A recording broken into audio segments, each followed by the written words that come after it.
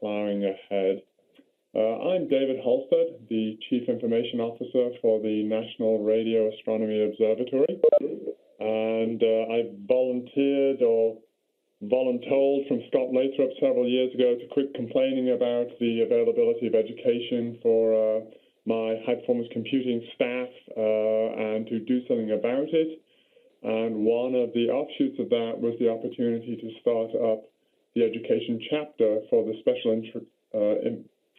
interest group of the ACM, SIGHPC EDU, which I think has been fairly productive in defining the gaps.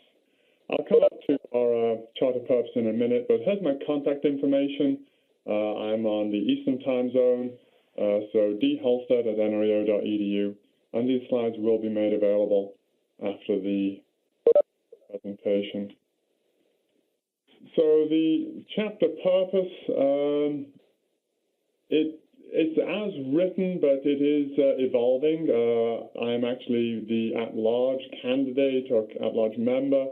I'm moving on, but I will stay very much a member of the SIGHPC EDU.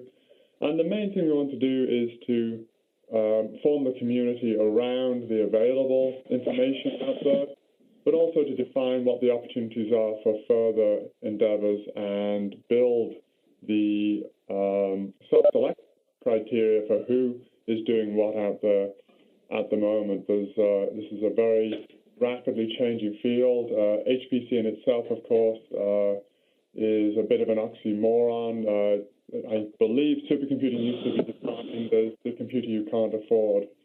But HPC, HTC, advanced computing, scalable computing, you name it, I've been involved in this more on the applied side, from Department of Energy through the applied biosystems and genomics field, and then on into radio astronomy over the last 3 decades. So these are the current resources that are out there. We try to make ourselves as available as possible, and one of the offshoots of our Community Speaks initiative is this series of outreach endeavors. The main thing is to not reinvent any wheels, but just to build a community and share what resources are already out there. This is the first in a series, and I'll be looking to the members of the SIGHPC EDU to announce those in turn, mainly through Richard Coffey, our chairperson. So one of the things I wanted to tee up, of course, is the well-known tech gap. The Bureau of Labor Statistics has been doing a lot of work on this, defining the issues, STEM, STEAM, you name it. It is a well-known issue that especially in the undergraduate field, the retention of students as they work through their undergraduate in the STEM fields is a challenge. There's a lot of studies available on this. And one of the offshoots of this was during the Birds of a Feather session we hosted at SC16 last year, was a very clear message that there needs to be a gathering of information around how you engage undergraduates in traditional science fields and give them a good foundation in computing and then, of course, onto high-performance computing. I'll leave that statistic for a little bit, but it is definitely a challenge that we will not have enough STEM professionals to feed the growth of the U.S. economy in the future. So the initiative to amplify resources, there are many out there. I was interested in certification and badging so that when my sysadmins, I can pull them in, I can have them trained up in-house, but really I wanted to have them made aware of the larger body of information out there in the real world.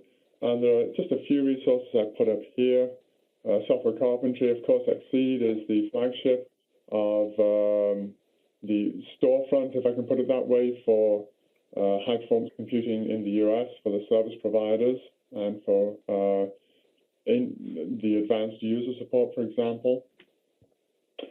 These are just some of the many things that are out there. Of course, the challenge is if you have an annual conference, is that really going to work for an undergraduate? Probably not.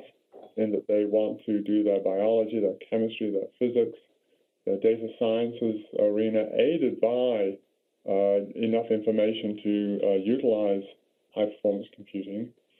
There are many resources online. HPC University, of course, Exceed has a lot of online training material. Software Carpentry, Argonne has a great awareness of the training programs needed to onboard the users of their system. Intel, of course, now is in the new dynamic of having bought out WAMCloud and using now taking ownership of the Lustre file system, and is, I believe, moving to a much more open model. They have a training portal, and I threw in RHEL training classes as well. There are many more, and not to jump to the end of the discussion, I'd really like to understand what the community, you, have found out there in the way of resources so that we in SIGHPC EDU can collate them and make them, amplify them, make them more visible to the community. So, without further ado, this is called The Community Speaks. It is a discussion forum. This is the first one we've done. So what I'd like to do is try to open it up to you, the community, to talk about your experiences. We had a good birds of a feather session with 15, 20 folks sitting in a circle. There was a lot of cross-connects of shared experience, pain, and opportunity that we saw from that. And I'd just like to take a few minutes to work through these discussion topics, mainly to frame the need as we move forward in SIGHPC EDU, and to understand what's out there and what each of you would like to contribute, what good work you've already done. So the challenge with open mic is that we may get some collisions. So with our TCP protocol hats on, we'll have a first come, first served. Can I open it up to the floor? Has anyone got any topics that they would like to discuss around the Let's Talk topics that I've got on the screen? Don't be shy. So, David, this is Scott. Can you hear me? Yes, I can hear you, Scott. How are you doing? Good. How are you? Quite well. Yeah, so I'll jump in and help launch this. Two things. One is working with Henry Neiman to make recommendations to NSF in terms of what NSF could do to help enhance education at all levels. I'd be interested in gathering comments from people that may be on this discussion as to what recommendations would you make in the short term that NSF could affect in the next, say, 6 months, and what recommendations might people make that NSF could fund, support, acknowledge, promote over the next 2 to 5 years that would make a difference. So if people would like to comment on that, that would be useful. While they're thinking about that, one of the issues that we hear frequently from faculty is, what are the career opportunities? And it'd be interesting to know what the SIG is doing to help raise awareness of the career opportunities in academia, industry, government, etc. So just a quick drill down in order. When one approaches NSF, it is always hard to understand which front door you go in through. Have you had good success with your extended experience on engaging NSF and even DOE for educational opportunities? Which directorate is most receptive to these? Would you go in through,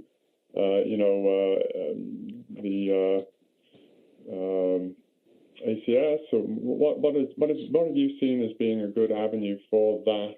Is there a solicitation out there, or do you do unsolicited? What's your experience on success in that particular pool? So I'll jump in and hopefully others will help. But historically, some of our best success has been in the undergraduate programs that funded faculty curriculum development, although the funding for that has diminished tremendously.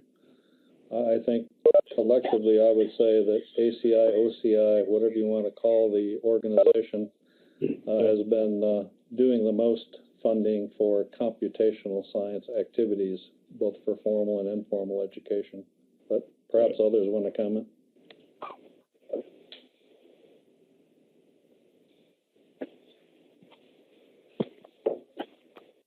So has anyone had a successful grant from NSF in this arena? Let's phrase it that way.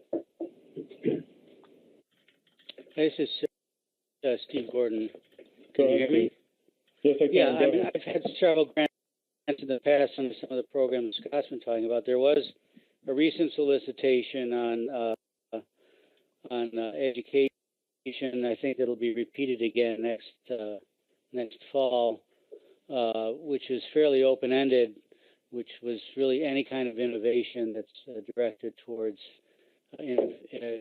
education in computational science writ large. So I believe that's a possibility. There was also a recent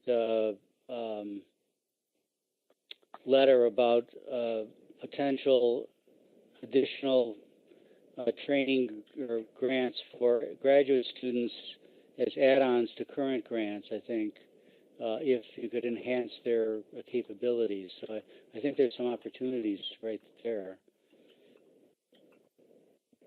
One of the topics for this discussion is curriculum development. Do you see any opportunities for these solicitations in curriculum development, or were they more for graduate student support? No, they were for curriculum development, the one I'm talking about. So there is an opportunity. I think also I think that, you know, as you pointed out, there are a lot of curricular materials that have already been developed, and I think part of the problem is really disseminating that information and getting people to adapt that into their own courses, which is some of the things that we've tried to do with the Exceed Education program in the past. But you know, it's changing the curriculum is something that goes very slowly. So I think that's a difficult problem still. Exactly. I do recall back in the 90s when I was involved in Department of Energy, the adventures in supercomputing, and Scott can attest to this, but one of the challenges is that as we were engaging folks, it was clear they didn't need access to high-performance computing, they just need access to some computing. And this actually dovetails into the what are the prerequisites, I should say, prerequisites on this. What's the gap, especially if we have a traditional science course, to give just enough information just in time to be useful to that undergraduate trying to have an authentic science experience leveraging computing. Has anyone got any experience on a, what can one say, a crash course in computing that they found to be sufficient for their needs? Did you write it yourselves, or did you manage to find something off the shelf? Any undergraduate educators who would like to step up and be heard on their success or challenges in the field of engaging in computing skills development? Hi, this is Dave Toth. I think one of the issues that I've had, so I teach at small liberal arts colleges, and the biggest issue is getting the faculty in the sciences interested in doing stuff so that you can then kind of bring it to the students in the classes.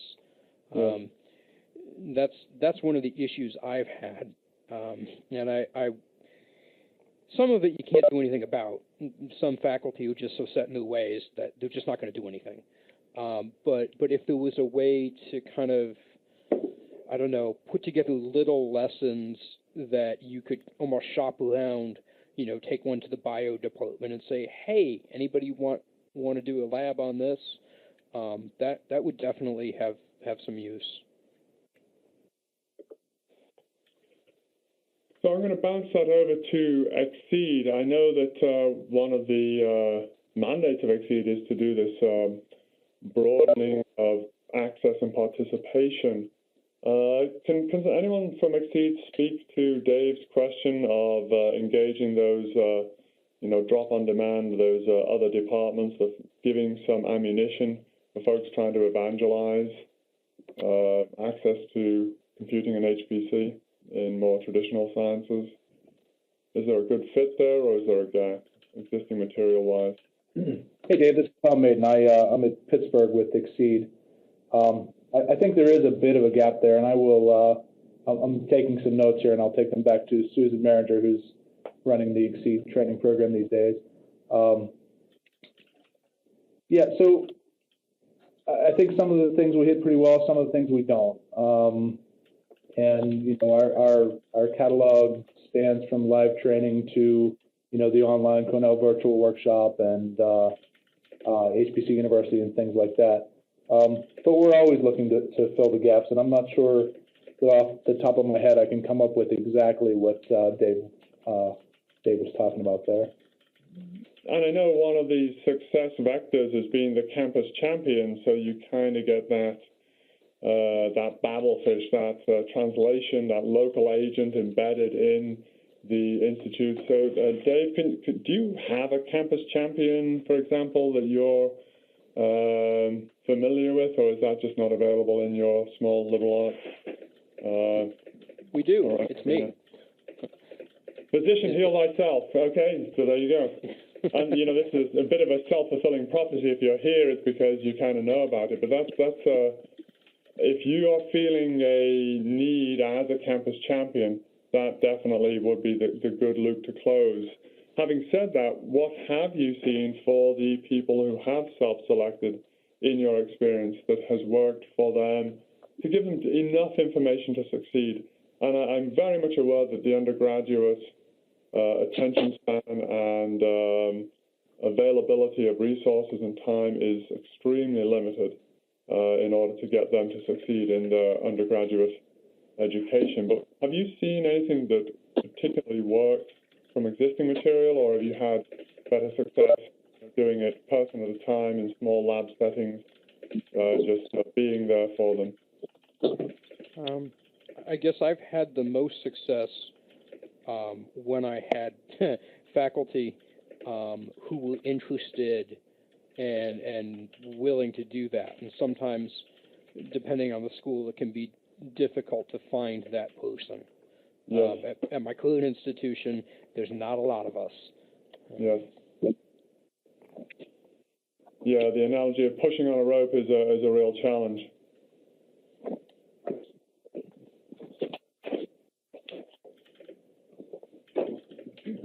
This is Kate Cahill.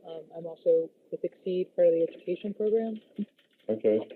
And I just wanted to point out a couple of resources for chemistry and biology that involve like computational labs that are available that you could grab and look at and maybe show to other educators who might be interested in adding these courses.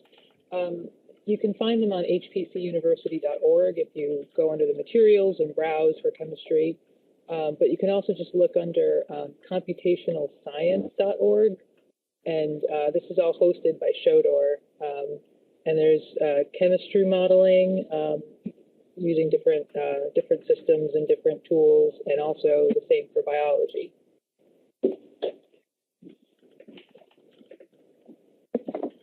Excellent. So that actually brings me to another topic. Maybe, Kate, if I can riff off what you just said, are you seeing a need to teach scripting, Unix command shell, or is it moving more to, web-based, either science portal or an interactive training tool, where really the gory details of the shell are abstracted and hidden from the researcher or from the undergraduate student?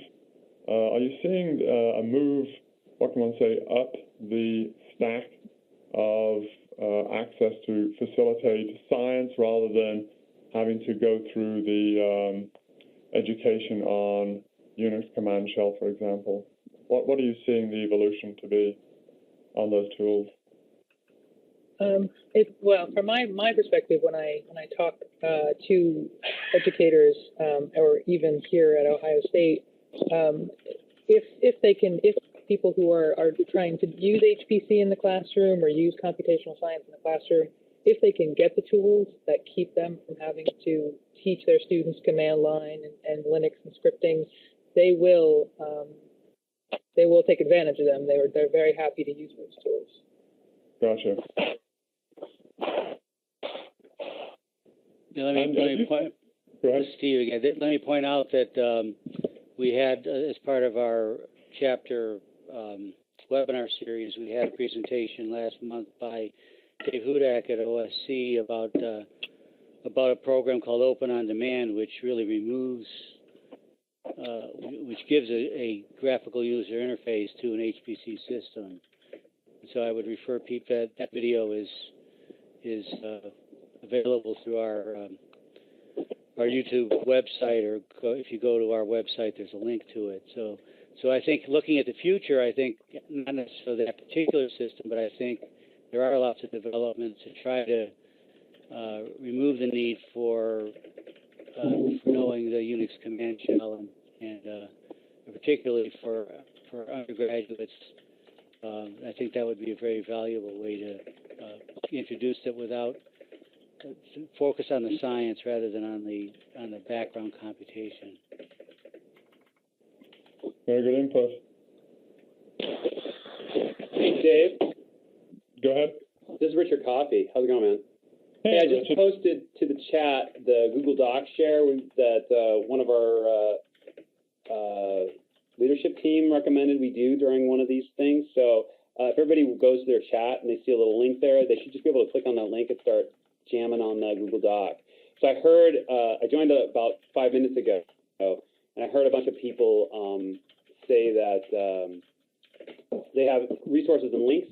If you could just cut and paste those into the Google Doc, that'd be awesome. And then I'll also be taking some notes as well. Thank you, Richard. Very helpful. Yeah, no, this is exactly the point of us being here, to kind of pool our collective consciousness. There was one other topic that was discussed in the BOF, which was that undergraduates are now, what can one say, communicationally, or they're all plugged in and connected, but the rigor of data structures, the concept of data sciences are not, what can one say, front and center. And that's another area, folks may not even have the idea of a file system hierarchy. They're used to it, a data soup, maybe, some Google Docs structuring, but that idea of education in that area, is there a need, is that a gap that educators are seeing, or is that not the major challenge out there? Any experience on educating undergraduates, particularly in data structures and data sciences? So I'll speak out, David, on this. Please, go ahead. So at Argonne, we now have a data science program that's, here, I'll turn on my video and see if I can get that to work. There we go. Hey, it worked. At Argonne, we have a allocation program that's specifically tailored for data science.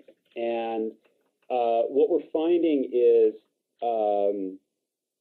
we're finding it challenging to sort of get the right people to come in and give introductory sessions on data science and HPC resources. I mean, it's not that we don't have those experts, but recently we, I think like Intel reorganized its machine learning group, and so I feel like we're at a space where data science and machine learning and AI and that sort of that space that's grouped together there is very dynamic, right? And so there isn't a lot of like good footing to get on in order to teach folks. And that the best resources, the ones that sort of pop up on the internet and are available. And it's harder for us to try to get like the right person in the right place to come give a talk on this stuff. So that's just like the immediate experience that we've had, David. I don't know if there's others who've had similar experiences in this space.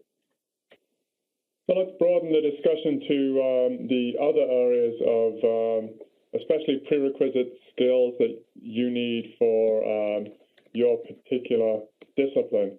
Beyond the few that I've listed here, are there any areas where there is local, maybe through Campus Champions, local discipline development, curriculum development that you've seen particular success for your local organization, or even that you've created yourself, maybe in a domain-specific, genomics, chemistry, you name it. But what have folks got success stories or challenges to share?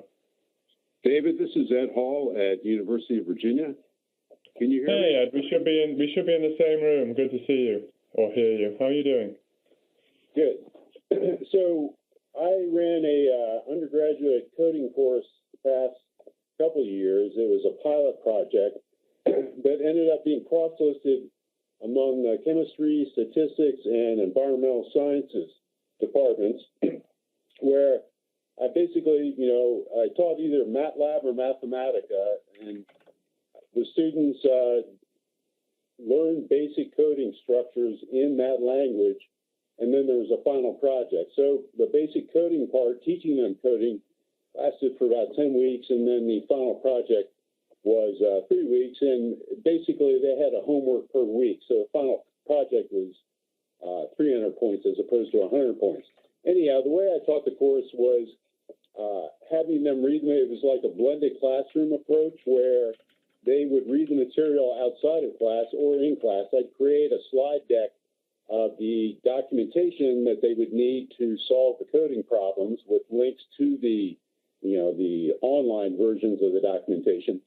And then in class, I presented coding problems to them, taking maybe 10 or 15 minutes, and then they'd start working on the problems. And part of the problem statement was I'd give them a set of unit tests that the code had to pass.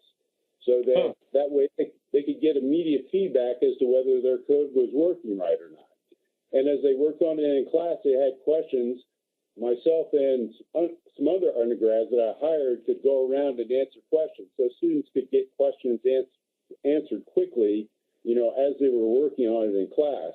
And we had an email address, too, where they could send in questions with their code. But having that kind of, quick feedback kind of kept them going on the coding. And it made grading easier as well, because basically they didn't turn in the code until they got it past the test. So we knew that coming in, if it passed the test, it was 85% out of 100 points, 85 out of 100. And then the rest of the points were due to code efficiency, how well it was organized, how well it was commented. And I even had a test in there where the code would run against the solution code and time it so that they had some sense of how efficient the code was. And so that was basically a course. Student evaluations were good. Some students didn't like not having a lecture. But the way I was teaching the class, since I was teaching two languages, I didn't want to spend time lecturing on one of the other languages. The coding assignments themselves were generic enough they could be done in either. And that way, I was able to basically spend the class, helping students work on the code. And it seemed to work well, but we're waiting to see whether I'm a campus champion, and I'm part of the research computing support group at UVA. And, I taught it for free, basically. And for it to be sustainable, now the university's got to figure out a way to fund something like that. But it worked out well. It seemed like a good way of teaching, and it was easy on the instructor, too, because the structure of the homework assignments was such that once it was submitted, it was in pretty good shape. And paying undergrads to help you TA the course made it easy. Very interesting. Would that be offered as a CS course? What's your vision for how that would dovetail into another discipline? For example, who was in the classroom? Are these a mixture of undergrads? Yes, they were undergrads from the different departments, the final project was typically, made up for that department. So we had a chemistry project, a statistics project, and an environmental sciences project where they had to, use the language to do the computational work to code up the project. And so that way, that's why each course could take ownership of each department could take ownership of the course because it was, tailored to them at that point in the course. They had, they were teaching their students how to do computation in their domain. And so that's why they cross-listed it. It wasn't a CS course at all. This was in the College of Arts and Sciences. Interesting. And you mentioned you were using higher order languages or in programming environments, MATLAB, I think you said Mathematica. Do you think that is a success criteria that, it lowers the barrier? Yeah, I think it was easier, because those environments are uniform across platform, and so they don't have to worry about, what OS they're working with, and it's the development environment is, makes working, it's much better. I mean, I'm still learning how to use MATLAB desktop, more efficiently, and I think it's worthwhile that, it makes it easier for the students. Everything is there in one place. I try to get them to learn how to navigate and use the documentation effectively. That's a big part of it. Exactly. They're learning a way to structure their thoughts. Are you seeing license opportunities, any hurdles on that from the vendors, especially, in the education space? There's usually some very aggressive, what can one say, discounts or even availability through third-party integrators. Is there a campus license? How have you found we have students can buy a copy of MATLAB or Mathematica from the bookstore.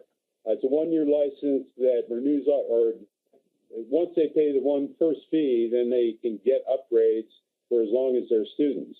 Mathematica, I think, is right now like $25 per copy, and MATLAB is probably around $45. So students have access to buying the software, and and once they've bought it, it's like a textbook. They have it forever, or have it while they're students. Exactly. So that's how we deal with licensing isn't an issue because of that. Yeah, that sounds like a really interesting initiative, Ed. And as Campus Champion, I'm sure you're feeding this success back up. Are there any other stories like that really it does take the initiation to get that? So, Ed, was that on your own initiative, or was this part of a broader exercise beyond UVA? If you're addressing that question to me, no. I mean, So is that just a UVA thing, or is this a broader experiment sponsored by someone else? No, this is just a UVA thing. It's just basically the initial pilot was sponsored by a pilot project in the College of Arts and Sciences because they wanted to start. The problem, so this is probably common in other sites as well. CS is typically the place you go to learn introductory programming, but so many people were trying to take CS courses. And the people in the College of Arts and Sciences often couldn't get into taking because of enrollment caps.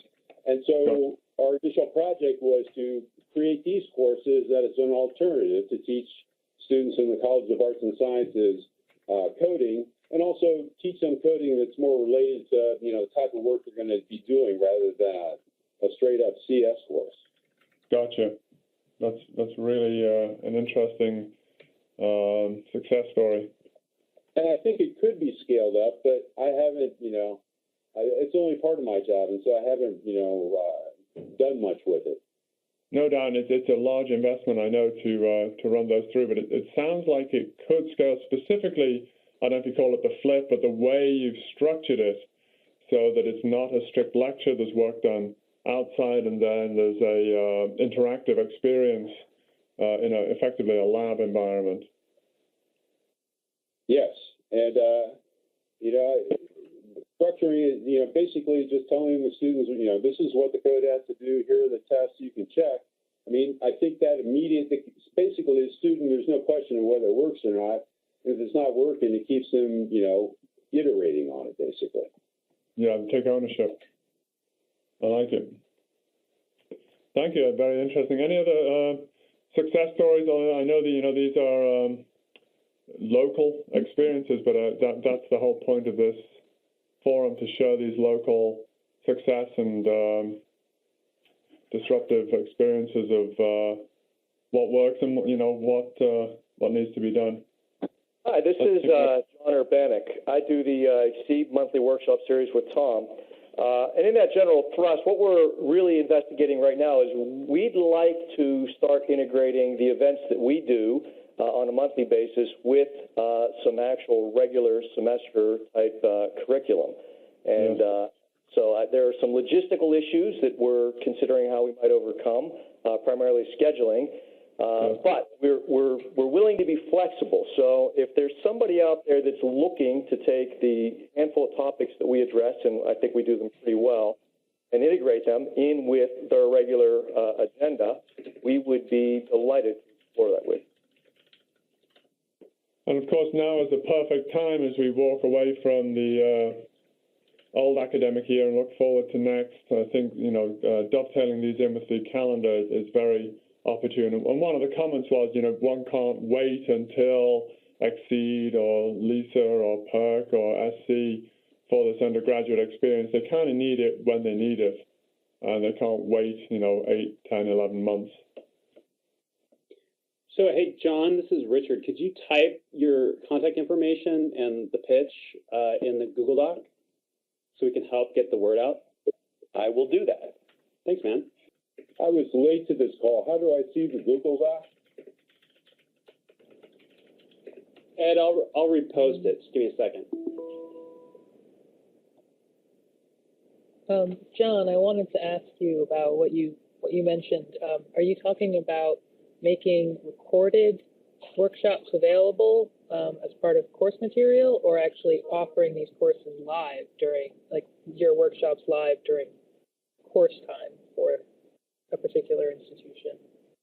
The latter, although we are finally catching up with our long since belated intentions of getting the material that we've been recording our workshops for a long time. We just have not had the power to the person power to get them edited and formatted and put in a nice place like HPC University, which has been our intention. However, this is not what I was referring to there.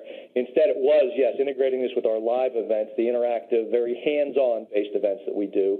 I think that's where a lot of the value resides in what we do, is the hands-on, very friendly environment kind of interactivity. And that's what we would like to do in line with somebody that's teaching a course.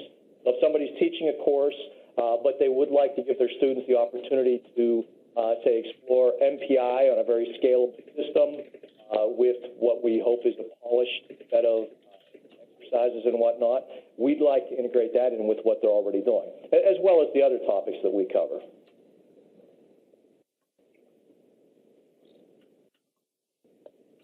I don't mean to interrupt, but I just want to make sure that everybody knows that I posted the link to the Google Doc in the chat session. So you might have to hunt around on the user interface to get that chat up. Sorry, let me get back to the discussion.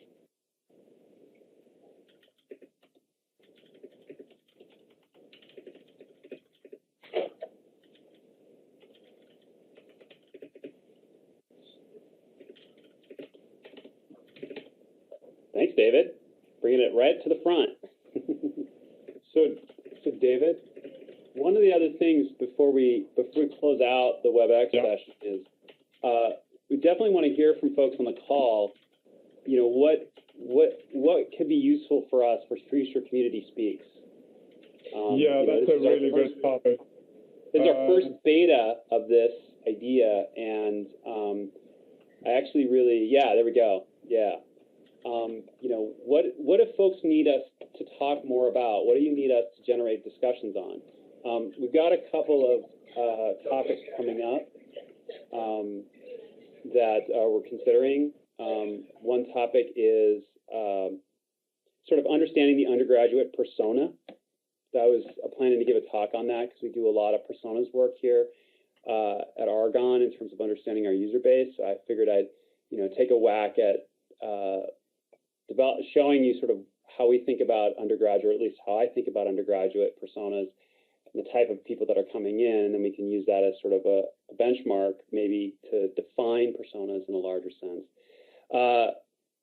We were going to have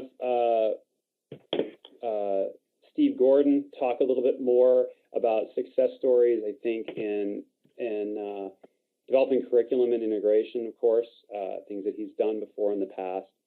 And then Dana Brunson was going to talk a little bit about her work with software carpentry and HPC, I believe. That was one thing that she brought forward. She's just a new member of the leadership team. But are there other things that folks, I mean, I see some things in the chat sessions, but are there other things that folks want us to bring forward? One thing I see here is jobs, and I think that's a great idea. I think we all have that, are we getting people ready to work? And the labs are extremely concerned about this, and I imagine all the centers as well. How do we get great computational scientists? How do we get system administrators? I'm just stealing text here in terms of what's getting typed. Yeah, definitely. So, I remember Scott teed this off with the second part, which was career opportunities and identifying, a huge lead time on identifying a opportunity, and then 5 years later, some undergraduates pop out with slightly relevant degrees. Is there a way of doing mid-career? Is this traditional educational, or is there an opportunity for higher education, or even mid-career education, or even on demand that, in a 10-week course, as Ed pointed out, there could be some highly valuable learning experiences to be had, undergrad or even broader. Yeah, I think this is very topical, and it does, in a way, undergraduates, they're there for a reason. The reason is to obtain a relevant and marketable experience, education experience. So, yeah, I would like to have the follow-on discussions, if not already here, be on what it would take, what is the profile, and what can SIGHPC EDU do to further your needs. So undergraduate persona, I don't know what the cadence is, but I suspect we'd like to lock into a monthly to keep this going. It is, the time of year that it is moving into summer break. But Richard, could you? Sorry, I interrupted slightly, but very much your comment on what are the needs, what's the market, what are the job challenges and skills gaps that we are being informed of certainly by when I try to hire a sysadmin. I see these challenges, and what I do basically is I hire people who are able to learn, and then I'll spend a year getting them up to speed, because we just hired someone from Santiago, Chile, to fill a job just because we could not find anyone from the US, and that's kind of sad because what we were looking for was not that seismic. So let's open it up again. So David, this is Scott again. The other key thing, since, as you say, we're approaching summer and then fall, now's the time that opportunities for students to get internships, fellowships begin to emerge. Anything SIGHPC education chapter can do to make those opportunities known to the community would be beneficial to the students and the faculty trying to help them find opportunities. We've been trying to do that through HBC University, but we don't begin to collect them all, and a call for those opportunities and the sharing of those opportunities would benefit a lot of students. And I think we all know from experience that those internships really help influence the direction students decide to go. So are you seeing that there's a market need here, that there's a need on one side, there's available resource, and we just need to connect those dots? Indeed. Okay. And I know a lot of RUs and other opportunities like that are always looking for diversity, and the more we can promote these things nationally, the better chance everyone will have recruiting. Exactly, cast a wide net. Which directly relates to your broadening participation question. Gotcha. Good comment.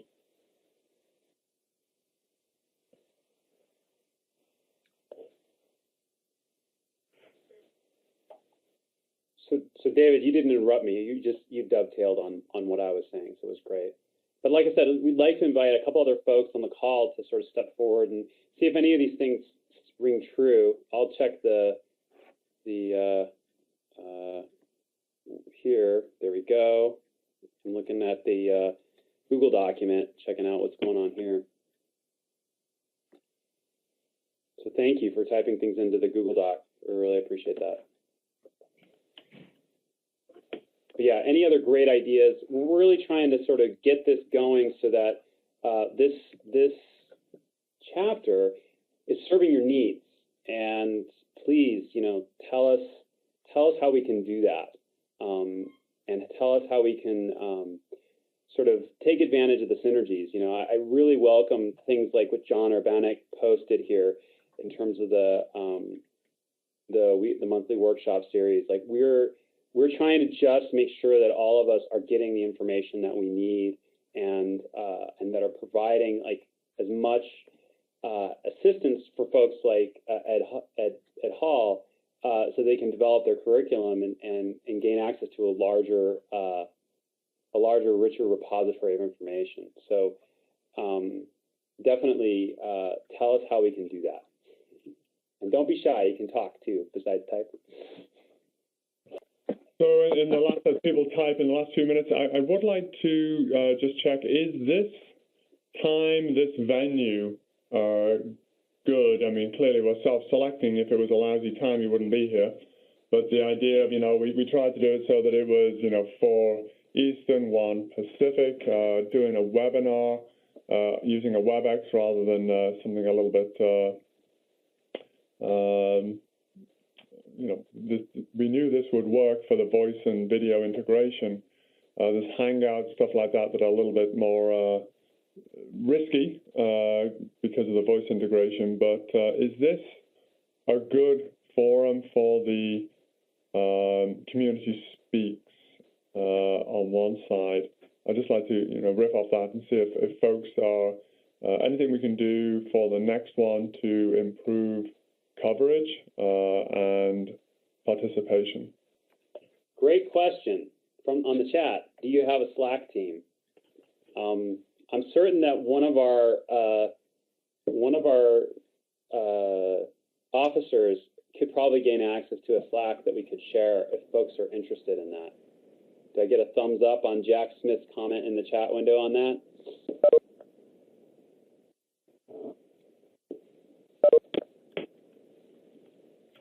Yeah, we definitely can add that to the current resources list once we configure it. It is a matter of what is the best way to self-select and have the need for cross-connects be made in the trenches, as it were, so we can build the community point to point. I think a Slack will be the right, one of the right ways to go. There are a bunch of other solutions, but I will look into that, strangely, because we are moving towards Atlassian and we're trying to get people off Slack. So one other thing I wanted to bring up, David, while we're talking about great things that SIGHPC wants to do, was we are looking for 2 student at-large members to be part of the leadership team. So if you know of someone, a student, that would be great to have as part of our team, and when I define student, it's, grad student, undergrad is fine. Please send us email. You can send an email to chair@sighpc.edu.com, or feel free to type it in the Google Doc of someone who you think might work. What we really wanted to do is to bring that student perspective in. And so, like I said, if you know somebody who'd be great for us, just give us a shout out and say, hey, I have a student who'd be great for this, and it would give them great experience of being on a committee, and we would really appreciate that. So I just wanted to put that plug in too. Not that we want to overload this talk, but just wanted to tell folks of the great things we're trying to do. Okay, I'll just open it up to any other questions in the last few minutes for the SIGHPC EDU or just to the here present, particularly around next steps. Well, I'd like to let people get back to what their normally scheduled overbooked day is, David, but I do want to thank you for spearheading this and getting it started for all of us here at SIGHPC Education. I'll clap. Yay, David. Thank you for presenting. And I know there's not a button for virtual clap, but there should be. There should be. We'll put it into the red. Okay, my pleasure. Glad to help. I'll definitely be on the next call. Look forward to hearing about that. And as I say, this conversation needs to be continuing. I think we've got the right people around. We'd like to grow this, certainly as needed. And SIGHPC is always looking for the membership to make sure you get the very best information possible.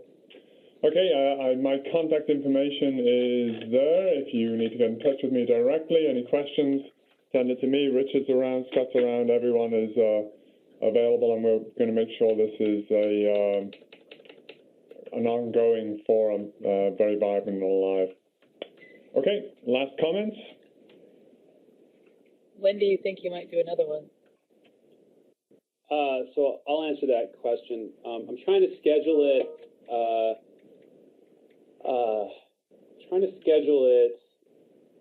In a time where people will be around, and so I feel like if we do one either at the end of June or mid-July, there's more likeliness of people being around than if we do it any earlier or around the 4th of July. Do you have a preference in terms of that? End of June or?